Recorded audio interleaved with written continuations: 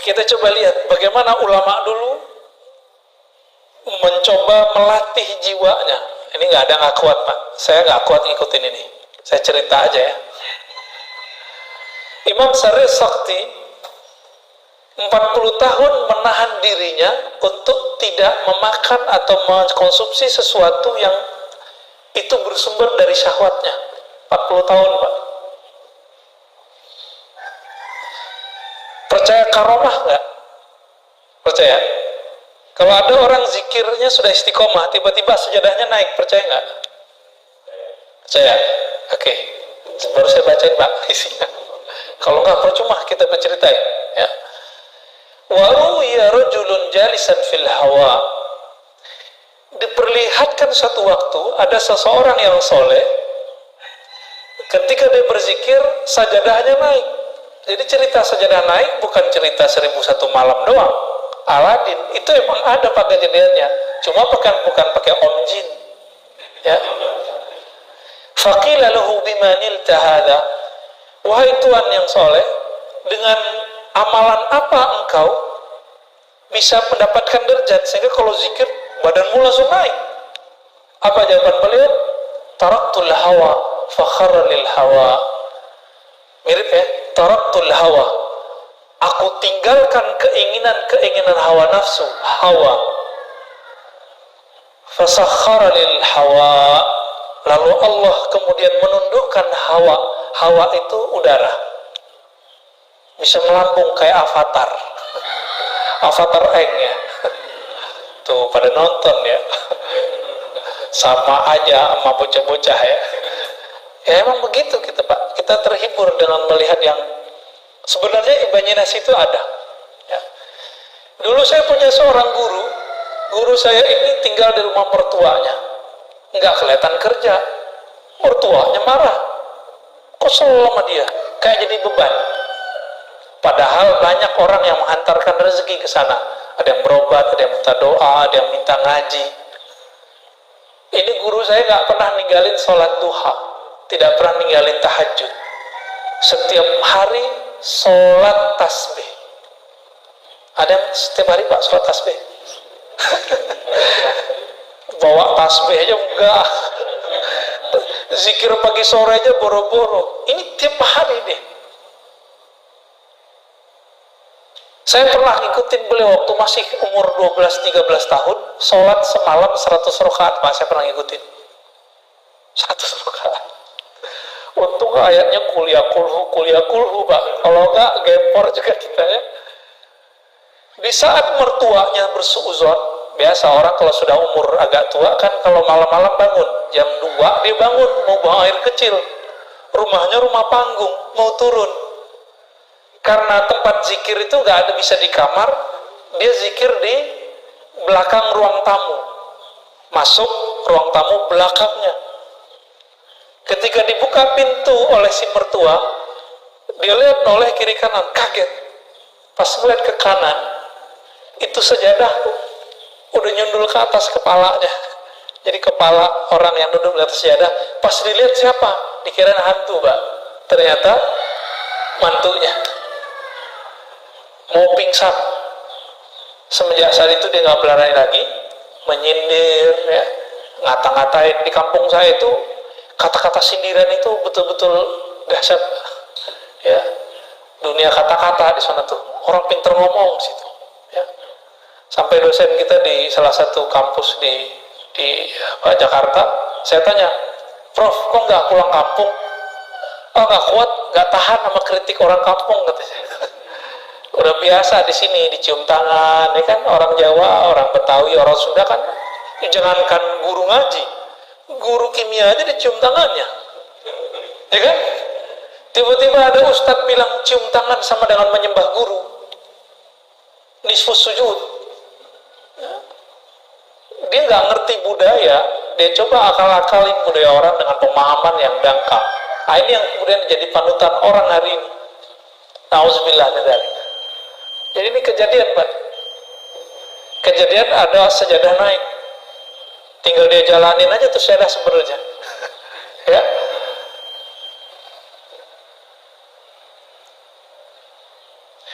Jadi ibadah paling tinggi apa? Bukan banyak sholat, Pak. Apa ibadah paling tinggi? Zikir enggak juga. Ibadah paling tinggi melawan hawa nafsu. Itu ibadah paling tinggi.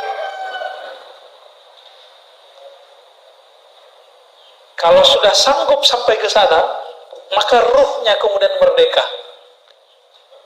Jadi bagaimana cara memerdekakan ruh? Lawan hawa nafsu kita. Itu ibadah badan, ibadah jiwa. Tapi ada ibadah lain, yaitu ibadah ruh. Kalau ruh, ibadah tertingginya apa? Bermakrifat kepada Allah, mengenal Allah Subhanahu wa ta'ala. Itulah sebabnya kenapa orang ngaji satu bab ilmu itu lebih afdol daripada sholat 1000 rakaat. Karena bisa jadi yang sholat 1000 rakaat tidak mengenal Allah, sedangkan yang ngaji cuma satu bab membuat dia mengenal Allah. Nanti syuruk nih, antum yang belum paham juga pasti sholat syuruk duluan, gak mau dengerin ngaji, tinggalin aja. Nanti coba kita lihat aja, Pak.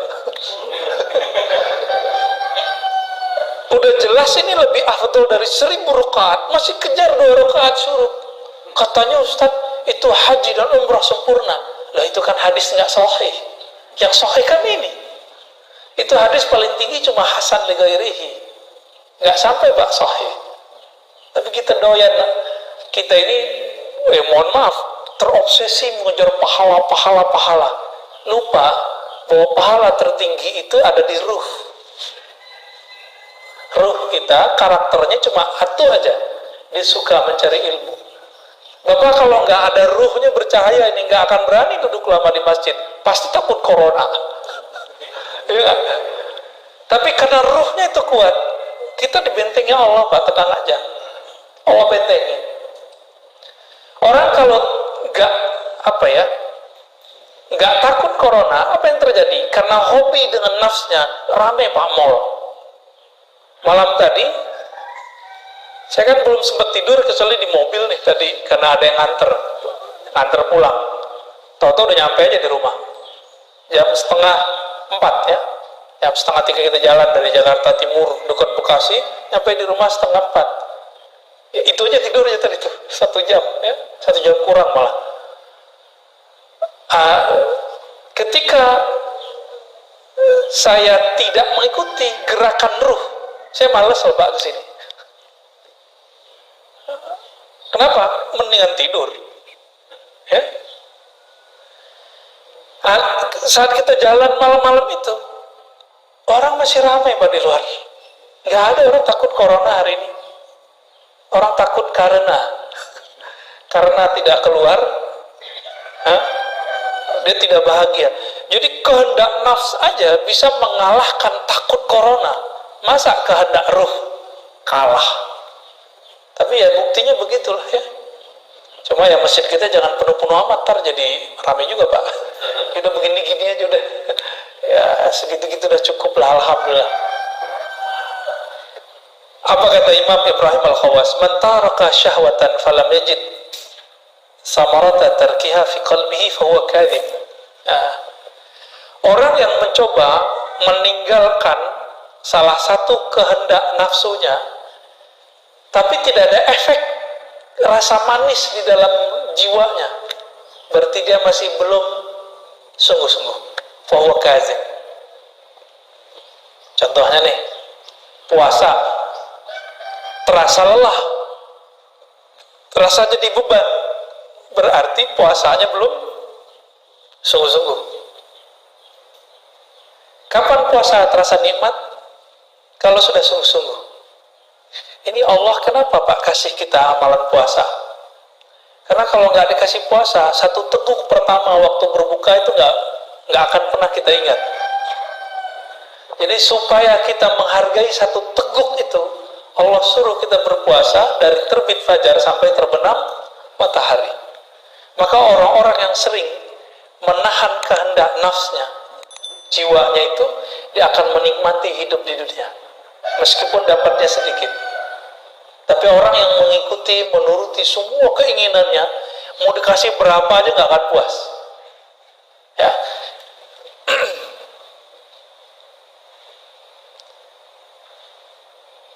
Maka beliau mengatakan, ya, khalif nafsaka fi hawaha, maka berselisihlah dengan jiwamu sebagaimana dulu, ya, para nabi menyelisihi jiwanya.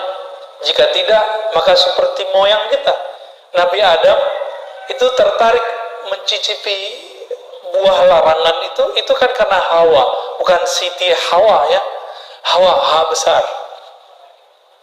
Jadi nggak usah disalahkan Hawa. Itu memang Nabi Adamnya penasaran gitu. Tapi itu semua skenario, ya. Skenario kenapa? Sebelum itu terjadi, Allah sudah ngomong Allah sudah sounding kepada malaikat. Hai para malaikat, aku hendak menjadikan khalifah di muka bumi.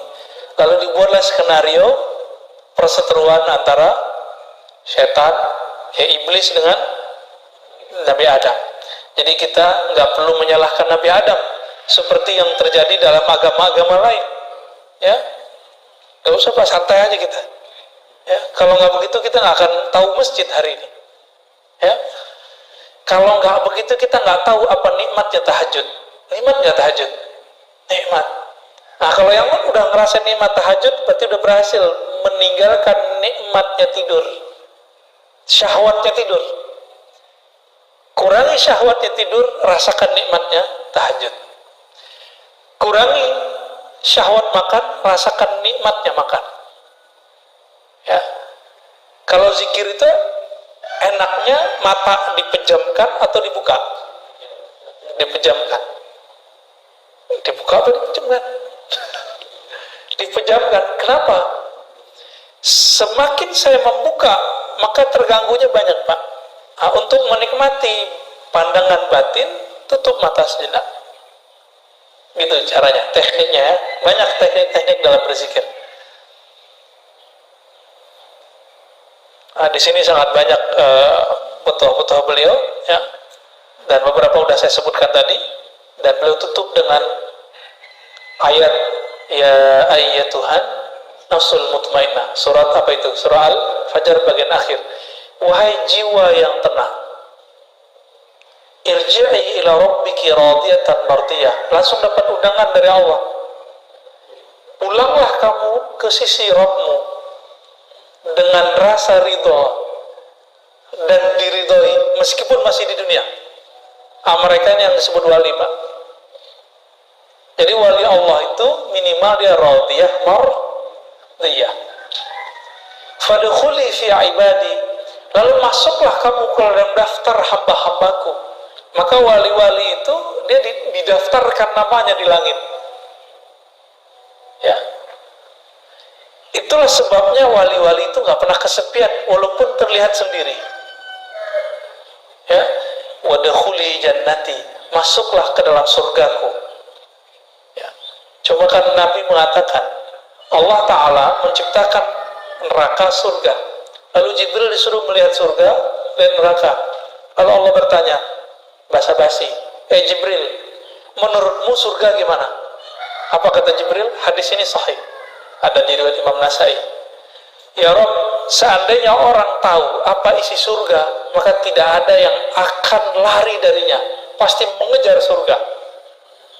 Ditanya lagi, kalau neraka gimana? Maka pergi dia melihat neraka, balik. Ya Rabb, seandainya orang tahu isi neraka, maka tidak akan ada yang berani mendekatinya. Lalu Allah ciptakan pada surga dikelilingi dengan hal-hal yang tidak disukai oleh jiwa kita, nafsu kita, disebut makarih.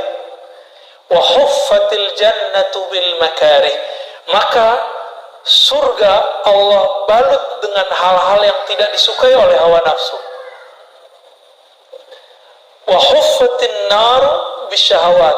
Lalu Allah balut, Allah hiasi neraka itu dengan syahwat-syahwat, keinginan-keinginan rendahan.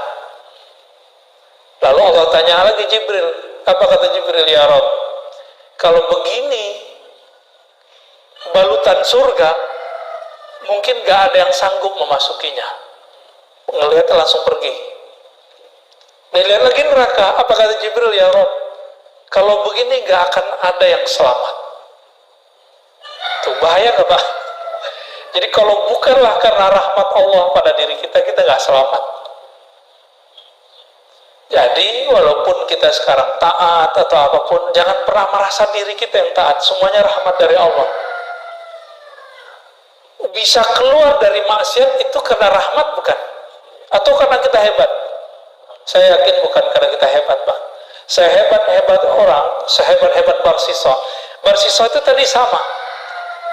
Itu zikir ngawang deh.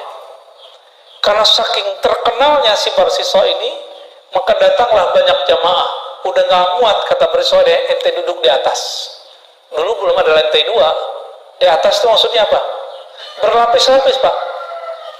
1, 2, 3, sampai kemudian ke bagian yang tinggi. Apakah dia waliullah? Belum tentu. Kenapa? Karena dia merasa begitu, merasa taat dengan riyadhahnya, latihan-latihan dirinya, maka dia tidak jadi kekasih Allah. Kalau dia kekasih Allah, pasti Allah selamatkan ketika maksiat.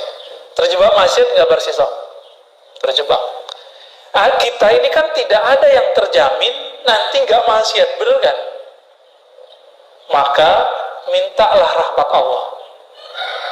Maka Nabi berdoa, nah silakan diamalkan doa ini Pak. Allahumma rahamni bitarkil ma'asi. Ya Allah, rahmati aku, sayangi aku dengan meninggalkan maksiat. Setiap hari sekali aja baca doa ini. Allahumma irhamni bitarkil ma'asi. Kalau bukan karena rahmat Allah, kita nggak sanggup meninggalkan maksiat. Berarti bisa taat karena rahmat Allah juga. Inilah hakikat kalam Nabi. Tidaklah masuk surga seorang kamu kecuali dengan rahmat Allah. Ya.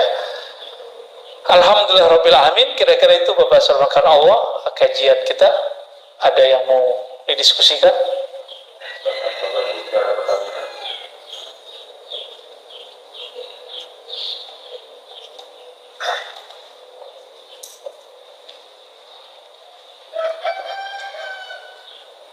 Assalamualaikum.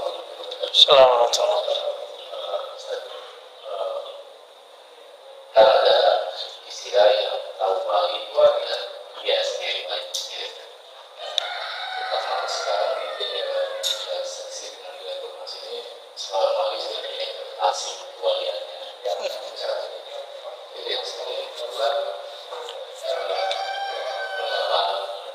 tentang abdi setan itu Ya. Ini pertanyaannya berat ini ya. Wali tidak mengetahui kecuali wali. Ini kita bagi dulu Pak. Jadi wali itu boleh dibagi 3 dalam hal dikenal atau tidak dikenal. Pertama, paling rendah. Wali yang dia tidak tahu kalau dirinya wali. Inilah perdebatan Imam Ibnu Furaq dengan Qushairi, muridnya. Muridnya ternyata lebih tinggi daripada dia. Karena muridnya bertasawuf. Karena untuk mencapai mukhalafatun nas itu butuh seorang guru. Imam Qushairi punya mentor, guru, mursyid yang membantu dia untuk melatih jiwanya. Gitu. Ibnu Furaq ngotot, wali gak tahu dirinya wali. Itu maksudnya dia sendiri. Dia gak tahu kalau dirinya adalah seorang wali. Qushairi ngotot, bukan wahai Tuan Guru, wali tahu dirinya wali. Itu dirinya sendiri juga. Ya. Masya Allah canggih amat di print segala ya. Baik. Yang kedua, wali yang sesama wali saling mengetahui. Itu yang antum tanyain tadi. Jadi sesama wali tahu. Sesama jawara tahu ini jawara ini bukan ya. Sesama ahli keilmuan mengerti orang yang diajak ngomong ini ahli ilmu gitu. Maka wali juga sama. Wali ini kan ukurannya bukan pada penampilan, tapi pada ma'rifatullah. Dia kenal Allah seberapa. Karena wali itu diartikan kekasih Allah. Ya kalau bahasa ininya pacarnya Allah, kita kira begitulah. Tapi kan Allah nggak pacaran, Pak. Ini bahasa biar mudah aja ya. Orang kalau udah sayang dengan sesuatu, dia akan mengenal seluk-beluknya. Si wali itu sangat mengenal nama dan sifat Allah dan seluk-beluk seputar nama dan sifat Allah. Maka disebutlah dia wali. Jadi bukan karena keramat, ya, bukan karena banyak jamaah, bukan karena air doanya mustajab, bukan. Tapi karena dia mengenal nama dan sifat Allah Subhanahu wa ta'ala. Dan yang ketiga, wali yang dirinya tahu dia wali, tapi di luar sana tidak ada yang tahu dirinya wali kecuali Allah, disebut dengan rijalul ghaib.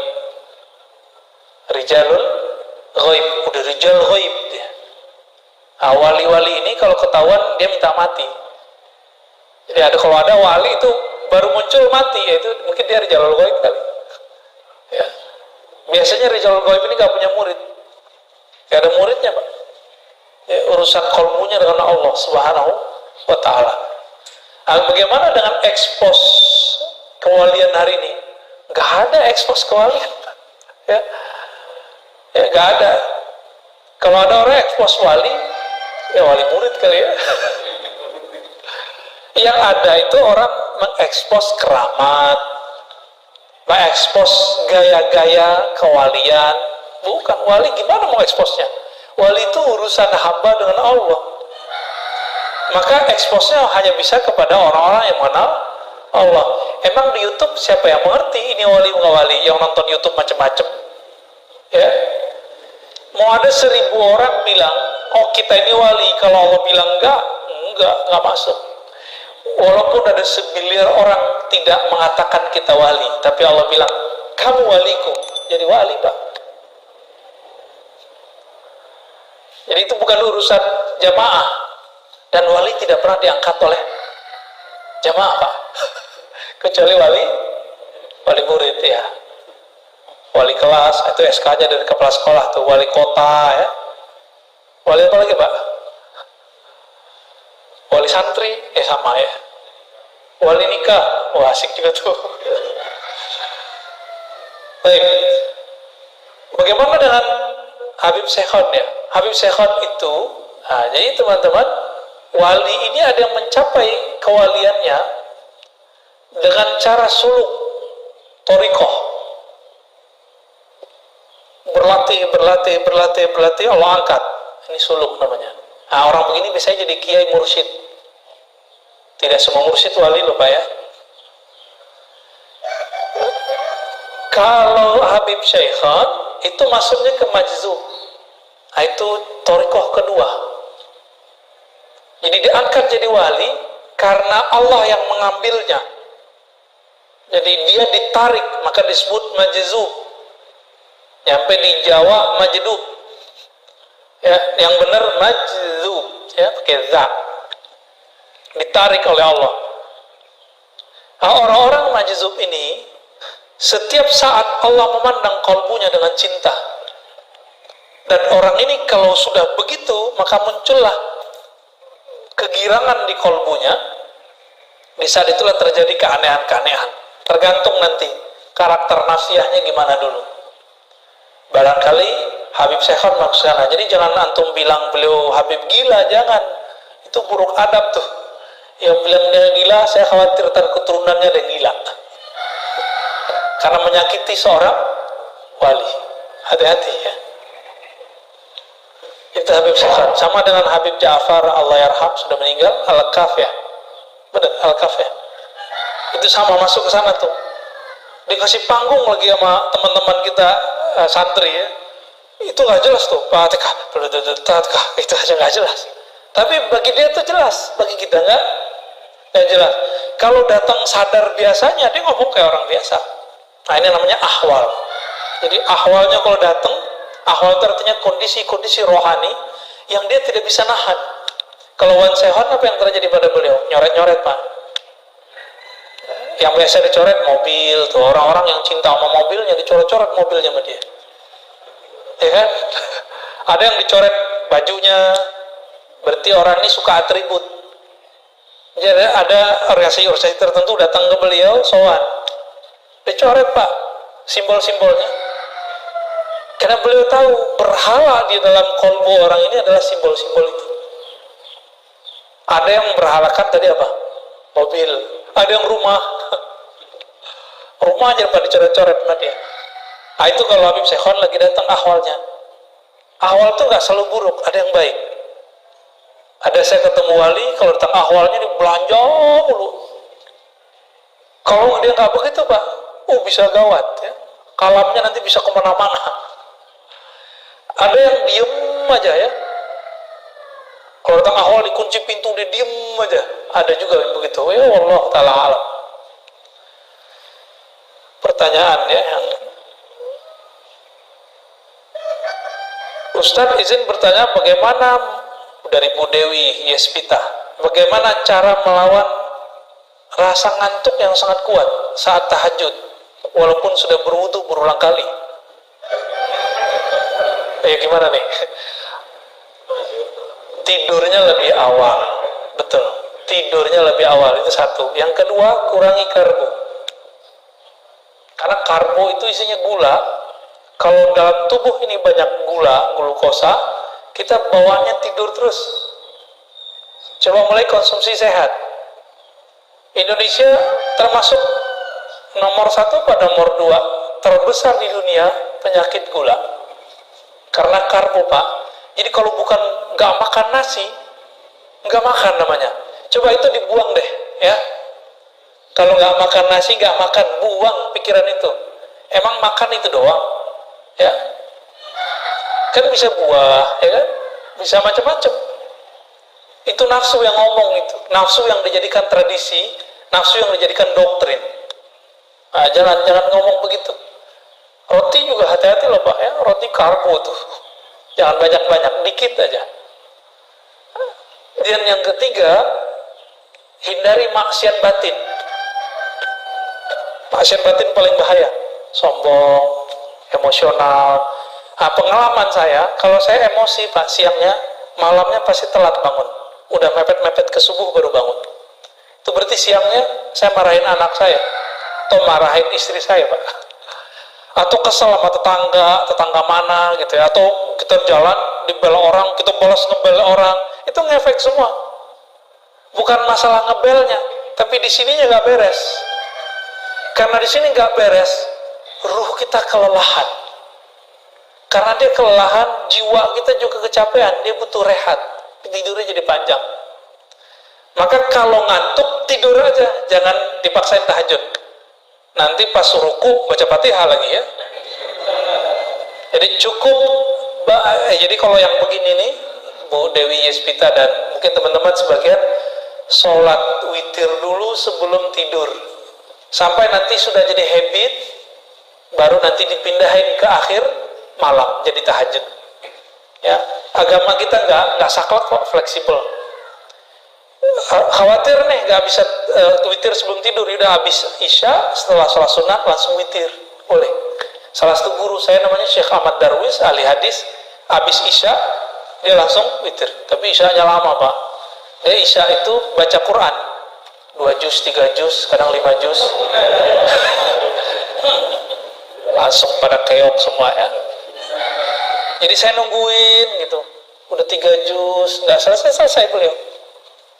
Ya, kalau kita juz alpukat, udah 1 juz tuh. Juz apa lagi? Juz mangga gitu ya. Apakah boleh sholat memejamkan mata karena rasanya bisa lebih khusyuk? Memejamkan mata tidak diatur dalam hadis Nabi, tidak juga dalam Al-Quran. Tapi masuk ke ranah fikih. Nah, ulama ahli fikih, karena mungkin ada kasus dulu di kalangan para santri, kalau dia pejamkan mata, lagi sujud gak balik-balik Pak. Itu kan kejadian di pesantren. Saya kan 15 tahun Pak tinggal di pesantren, belajar dan mengajar. Itu santri, kalau dia merem, sujud gak balik-balik. Sujud aja, kita udah assalamualaikum, dia masih sujud. Hakon Pak ya, kalau nggak percaya kita lihat. Anak bapak jangan-jangan yang pesantren begitu juga. Atau jangan-jangan bapak-bapak ini pernah begitu. Ya. Pernah ngantuk pas Ramadan tuh, subuh-subuh nggak balik-balik pas sujud. Ya.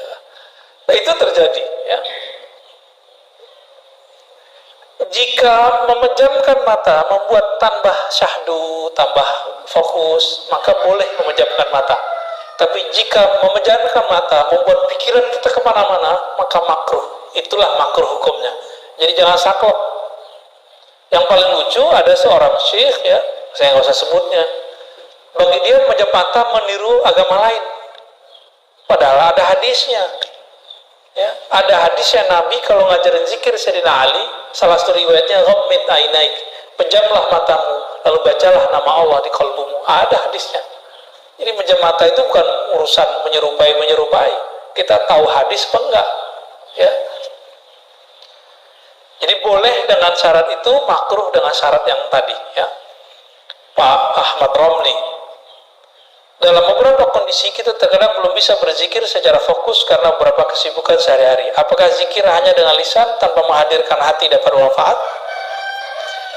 Ya, orang sholat nggak khusyuk lebih afdol daripada nggak sholat. Enggak. Sepakat? Ada yang nggak sepakat?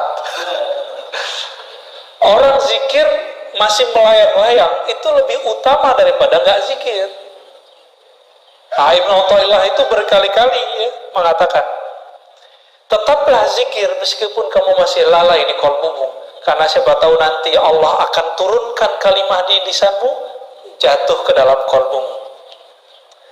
Kalau sudah jatuh ke qalbumu, Allah angkat derajatmu dari masuk ke qalbu, nanti Allah buat kita yaqzah, sadar hadir.